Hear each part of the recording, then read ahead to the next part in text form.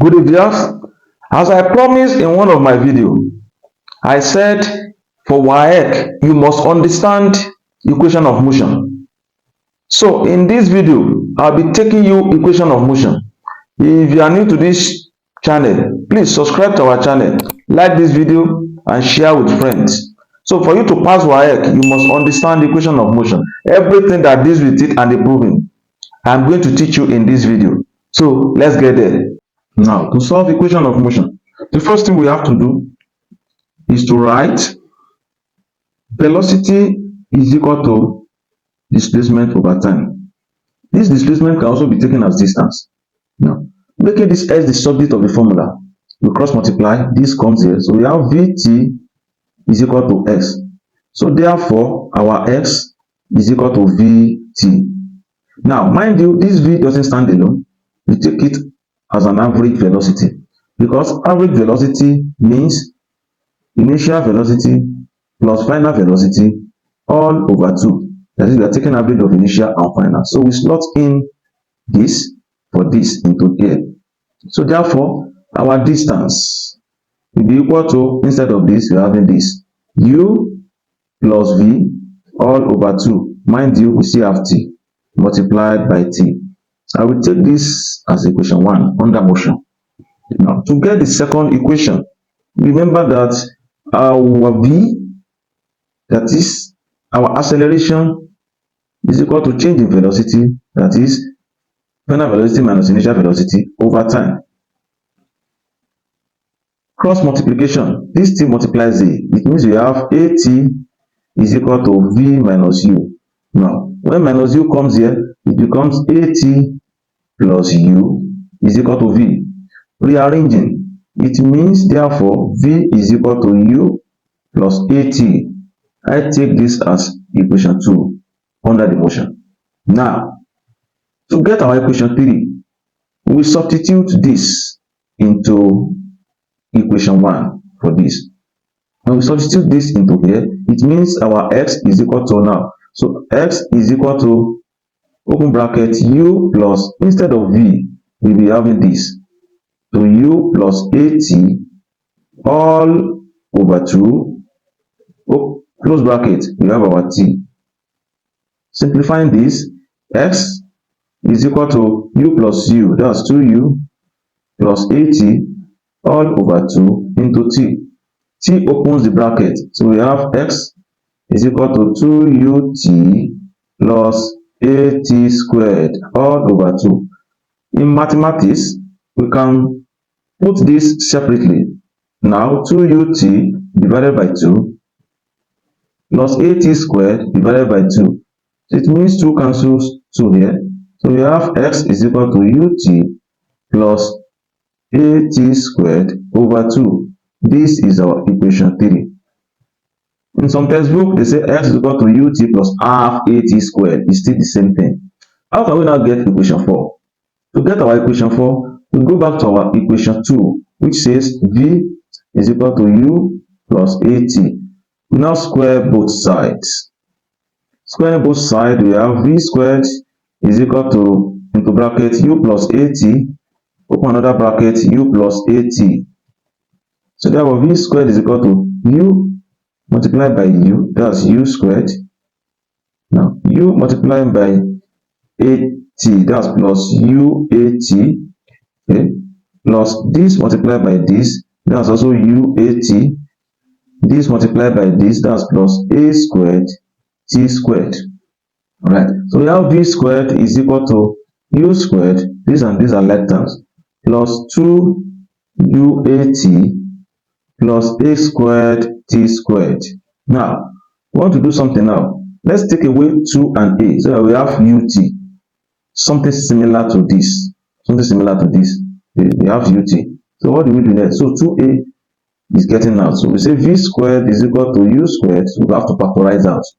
So plus 2a into 2uat divided by 2a plus a squared t squared divided by 2a. So what we have done is that we have multiplied by 2a also divided by 2a. Is allowed in mathematics. So we say this cancels this, a cancels a. Now, a cancels one of the a here. So we are left with v squared is equal to u squared plus 2a. All of this now we have ut, okay, plus a t squared over 2. You have to remember that this is also the same thing as this. So we can substitute this into here, and everything here is s, so we can have it here. So it means we have v squared is equal to u squared plus 2as. Okay, it is now s because everything there is now s. So this is equation 4. So those are the equation of motion. Now let's now go to practical motion now. I will write out 3 equations of motion practically. It means v is equal to u plus at. Let me call this one 1 now for now. Okay, v squared is equal to u squared plus 2as. Let me call this one 2 for now. X is equal to ut plus half at squared. I have to call this one 3 for now. Now, for upward motion, when something is going upward, it means, let's say for example, we're having a line going forward like this, upward. When it gets up here, that's where we have the maximum height. What happens at maximum height is that our final velocity is always 0. Now, initial velocity we don't know, but final velocity is always 0. And when you're having upward motion, acceleration always change to acceleration due to gravity when you're having vertical motion. But this one is going against the force of gravity. Force of gravity will always pull down. So it means our A will now be minus G over here. Also, when something is going up, the distance is now the height. So let's now do that to these equations. So when we have upward motion, it means this becomes V is equal to U instead of plus A, it's now minus G, minus GT.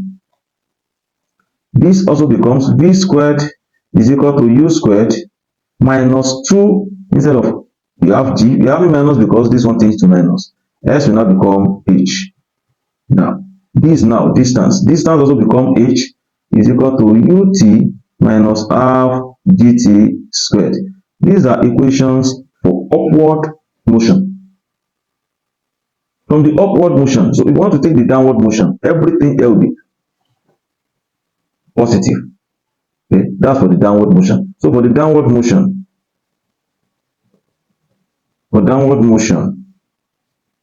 so this becomes V is equal to U plus GT. V squared is equal to U squared plus 2GH. H is equal to UT plus half GT squared. So this is for downward. Okay. Let's take some things from here. If you are to calculate the time to get to the maximum height, we have V is equal to 0. This equation becomes 0 is equal to U minus GT. Now minus GT comes to this side, it becomes GT is equal to U. And therefore our T will be equal to U over G.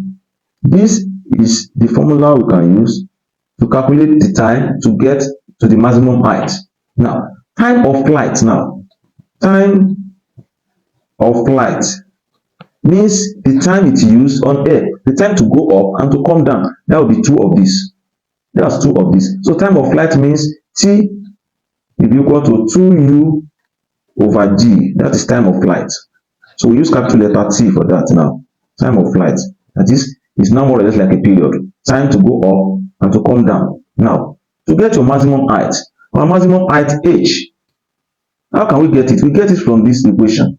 At maximum height, V equals to 0. So therefore, we have our V, which is equal to 0. That's 0 squared is equal to U squared minus 2GH. This H happens to be the maximum height. You can use capital letter H to represent it. Minus 2GH come to this side, we have 2GH is equal to U squared. So from there, we divide both sides by 2G to have H. So maximum height equals U squared over 2G. So this is the formula to calculate for maximum height. And this is the time of flight. Translating this into a projectile equation, let's get it now. We can translate all this into a projectile. Projectile is an object thrown freely into the air and allowed to fall freely also due to the influence of acceleration due to gravity. So it falls freely. When it's going up, it makes an angle here. And because of the angle, we can make a partial. So this can be the initial velocity. We can make it something like a triangle. Okay. So this is the velocity due to y-axis when it goes up. This is the velocity due to x-axis. That means the horizontal. Check it through both of these. If you have to take this and this is opposite and this is hypotenuse. So if we recall our so means sine of an angle is equal to opposite over hypotenuse. So we are dealing with opposite and hypotenuse here. So you have to take it like that. So it means that sine of this is equal to opposite over hypotenuse. Making this distributed to the formula by cross multiplication, it means we have uy is equal to u sine theta. That is for this motion. Okay. If you have to recall for our vertical motion, we have our equation to be this. Our time of flight happens to be 2u over g. And our maximum height happens to be u squared over 2g. Now, this u is talking about this vertical u. So it has to be uy. This is also uy because height is also vertical. Substituting this into here. So it means our time of flight of a projectile, okay, will be equal to 2 into, instead of uy, we have this 2 into u sine theta over d. That is the formula for the time of flight. For the maximum height, we have to use this also. It means our h will be equal to now u squared subscript y will be represented by this u sine theta all squared over 2g. But mind you, in under trig, this square can come here, that's u squared. Now sine theta squared is also called sine squared theta over 2g, and this is the formula to calculate the maximum height of a projectile. To get the range of a projectile, if you recall, using our compound angle, when we say sine a plus b is equal to sine a cos b plus cos a sine b. Now, when this and this are the same, it means sine a plus a will be equal to sine a cos a plus cos a sine a. From there, this a plus a is now sine 2a is equal to, now sine a, this and this are now the same, sine a cos a in two places, that's 2 sine a cos a. Okay. We can use this to get our range, because range here means from here to here, that's our range. And when we are talking about range is also distance. Recall that our distance x is equal to ut plus half gt squared or at squared, as the case may be. But when something is horizontal, there is no acceleration due to gravity, so this becomes 0. So it means our range, which is r, will be equal to u, and that u will be in terms of x, that's uxt. So the t will capture the t because it has completed a journey, that's period. Now, the other time I made a triangle here, so let's make u as the subject of the formula. It means we are talking about hypotenuse and adjacent, that's cos. Okay, so it means we cannot take it that our cos theta is equal to adjacent, which is ux, divided by hypotenuse, which is u. Making u as the subject of the formula, it means ux is equal to u cos theta. Okay, that u is equal to u cos theta. We can substitute this into what we have here. So it means our range, which is r, will now be equal to u cos theta multiplied by t. And mind you, our t is this. Substitution, therefore r is equal to u cos theta into 2u sine theta over g.